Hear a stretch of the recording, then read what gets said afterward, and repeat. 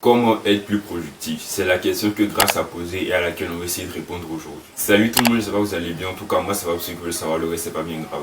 C'est Marie-Célie, on se retrouve aujourd'hui pour une nouvelle vidéo YouTube. Donc, bonne année 2023, c'est la première vidéo de l'année. Pour cette nouvelle année, je pense que je vais vous souhaiter la santé. Parce que si tu passes tout ton temps malade ou bien tout le temps que je suis en lit d'hôpital, je pense que ça sera assez compliqué, voire impossible de réaliser tes objectifs. Donc, avec la santé, on peut faire beaucoup de choses. Comme je l'ai dit en début de vidéo, aujourd'hui, on se retrouve pour savoir comment est-ce qu'on peut être plus productif. Surtout avec les vacances de Noël qui viennent se terminer, retourner à l'école, ça peut être super compliqué. Je pense que dans la plupart des vidéos sur la productivité, on finit tous par dire la même chose, mais c'est plus ou moins différent de la manière dont la personne apporte les choses vis-à-vis des mots qui sont utilisés ou bien de l'expérience de la personne. Donc de cette vidéo, moi je vais vous parler de comment est-ce que moi j'ai vu les choses, comment est-ce que j'appréhende les choses et puis comment ça s'est passé pour moi. Je pense que la productivité, c'est un concept, on va dire, qui est assez relatif dans la mesure où chacun peut avoir sa définition de ce que c'est que la productivité.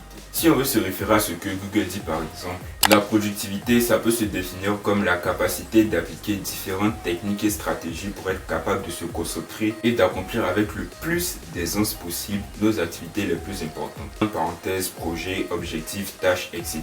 Je suis plus ou moins d'accord avec cette définition, mais si je voulais donner ma propre définition, j'allais dire que la productivité, du moment que tu te lèves le matin et que tu as défini des objectifs pour la journée, puis tu rentres le soir, tous tes objectifs que tu as définis ont été atteints, je suppose que tu as été productif. Donc si on va appliquer ce au cas de l'école, parce qu'en tant qu'élève ou étudiant, c'est notre activité principale, être productif, ça va revenir à tout ce qui est cours. Donc comment est-ce qu'on peut se retrouver être productif à l'école? Si on veut se baser sur la définition de Google, il va falloir se fixer un objectif. Donc on va prendre un gros objectif final de tout le monde, ça va être de passer en classe supérieure. Ou par exemple avoir son bac, valider ses crédits, avoir son BTS, sa licence, son master ou encore son bachelor. Pour ce faire, il y a forcément de petites étapes qui vont devoir être suivies pour pouvoir arriver à ce gros objectif-là. Donc si on veut essayer de voir les choses de cette manière, on va essayer de prendre une journée type d'un élève ou bien d'un étudiant pour savoir comment est-ce que tu peux être productif tout au long de la journée. Pour ce faire, on va essayer de diviser la vidéo en 3 parties. Première partie avant les cours, pendant les cours et après les cours. Et puis dans les 3 différentes parties, on va essayer de voir quelles sont les actions qu'on doit mener ou bien comment est-ce qu'on peut faire pour être productif. Donc première partie avant l'école. Forcément avant l'école, il faut se lever le matin parce que bon, si tu es resté dans ton lit, je sais vraiment pas comment est-ce que tu vas pouvoir être productif. Quand tu regardes tout ce qui est en rapport avec développement personnel, les gens ont l'habitude de dire que pour être productif,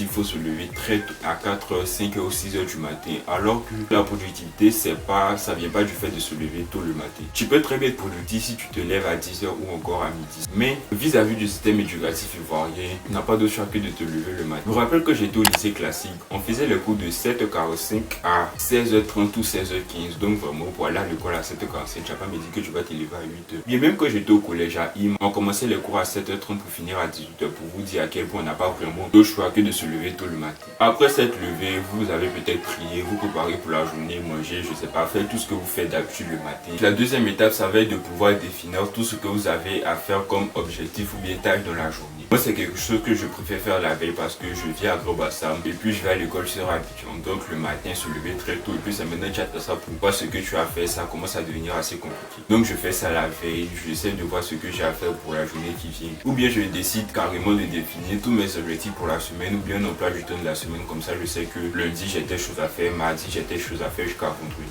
Ce qui fait que c'est nettement plus facile pour moi. Je sais pas si on peut considérer les cours comme une tâche, mais vous pouvez rajouter par exemple aujourd'hui j'ai cours d'SVT, aujourd'hui j'ai cours d'économie. Donc on va passer maintenant à la partie pendant les cours. Je pense qu'il y a quelque chose aussi dont on parle pas assez, mais la place que tu occupes en classe aussi, je pense que ça peut avoir un gros impact sur ta productivité, ton année universitaire ou scolaire et puis ta vie même, parce que on sait tous qu'à l'école, les gens qui sont plus intelligents avec de grandes guillemets et puis plus calmes préfèrent s'asseoir devant, tandis que les truands de la classe préfèrent s'asseoir derrière. Pour moi perso, mes parents m'ont toujours dit de m'asseoir devant, donc depuis que je suis au primaire, même à la maternelle, même je cherche toujours une place devant parce que déjà je vois pas clair, je vous dis toujours que je pose des lunettes. Donc je préfère toujours m'asseoir au premier bout bien au deuxième bout, ce qui va m'éviter de bavarder en classe et puis d'être déconcentré. Parce que si tu es assis devant le professeur, je pense que tu n'auras pas quand même le culot de bavarder avec ceux qui sont autour de toi ou bien de ne pas être concentré sur ce que le prof est en train de dire. Et puis c'est aussi une manière de se faire remarquer positivement par le professeur de la mesure où il voit ta tête tout le temps, il sait que tu viens à l'école. Ça aussi ça va t'obliger à venir tous les jours à l'école, être assidu, ponctuel, ce genre de choses. Et puis aussi pour ceux qui sont timides, c'est quelque chose qui m'a aussi beaucoup aidé parce que pour participer en classe, poser des questions,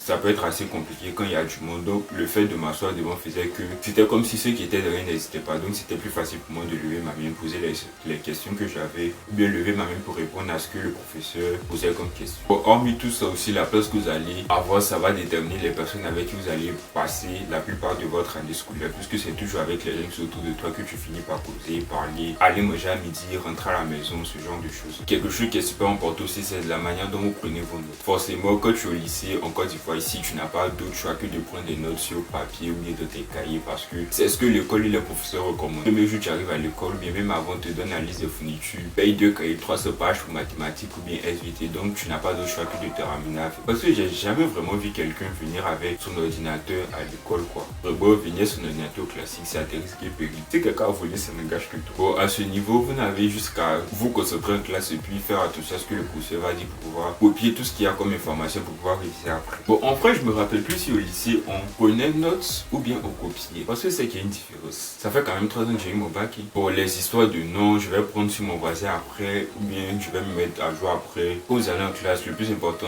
cherchez toujours à vous concentrer pour copier comme ça, pour que vous n'avez pas de soucis. Quand vous avez fini de prendre tout ce qui est notes, c'est forcément la partie quand vous allez rentrer après les cours. Comment est-ce que vous allez vous organiser pour pouvoir travailler? Parce que si tu as fini de copier tout ce que là, tu dois forcément comprendre et puis process tout ce qu'il y a comme information. Je sais qu'il y a un truc en anglais qu'on appelle the different types of learners.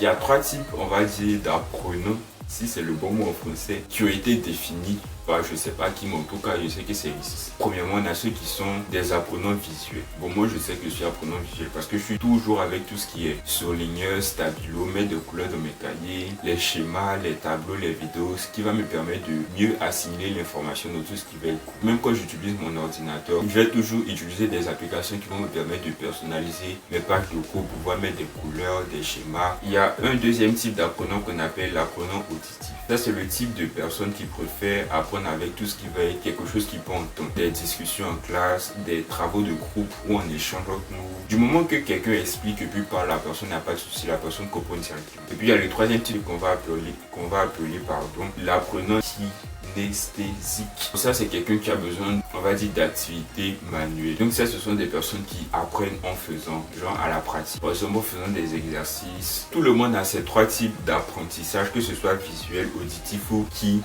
kinesthésique. Mais il y a forcément l'un qui est plus dominant. La manière dont vous allez prendre vos notes ou bien copier de vos cahiers, vous allez forcément utiliser des stylos de plusieurs couleurs. Par exemple, si vous êtes visuel, essayez de vous concentrer plus quand il va s'agir d'écouter en classe, ou bien faire beaucoup d'exercices encore pour essayer de mieux comprendre ce qui se passe à l'école. Donc tout ce qui aussi va concerner la révision, je sais qu'il y a différents types de techniques de révision. Celle que moi je connais, on appelle ça la technique Pomodoro. C'est une technique de révision qui va vous permettre d'utiliser votre temps pour pouvoir avoir des temps de travail et des temps de pause. La plus connue, c'est la technique 25 minutes et 5 minutes. Genre, vous allez prendre 25 minutes pour travailler, puis 5 minutes de pause. Bon, si vous voulez faire des sessions d'études plus longues, vous pouvez faire des sessions de 50 minutes d'études et de 10 minutes de pause. Donc après les cours, moi je vous conseille aussi de réviser au jour le jour parce que accumuler beaucoup d'informations, après ça devient compliqué. Je me suis rendu compte quand je suis arrivé à l'université que c'est l'une des erreurs que j'avais fait au terminal qui faisait que c'était assez compliqué pour moi parce que vraiment le lycée classique c'est pas facile. Ça aussi j'ai vu ça dans les vidéos, genre les vlogs des étudiants des Ivy League, genre les meilleures universités aux États-Unis ou bien dans le monde, des étudiants d'Harvard, de Yale, de Princeton. Dès qu'ils finissent les cours, ils vont à la bibliothèque pour aller faire un résumé de ce qu'ils ont compris, essayer d'assimiler l'information pour que ça puisse rester dans leur tête. À midi, c'est assez compliqué de travailler quand il y a les pauses à l'école ou bien même le matin. Donc quand vous rentrez à la maison le soir, essayez de vous asseoir, essayez de faire un récap de tout ce que vous avez appris de la journée. On a pu faire un résumé sur des petites feuilles à côté pour pouvoir relire ça à chaque fois pour vous rappeler un peu de ce que vous avez fait. Donc on fait ça à chaque jour, vous avez les informations fraîchement de votre tête. Donc dès qu'il y a une interrogation, bien devoir, vous n'avez pas besoin de revenir et puis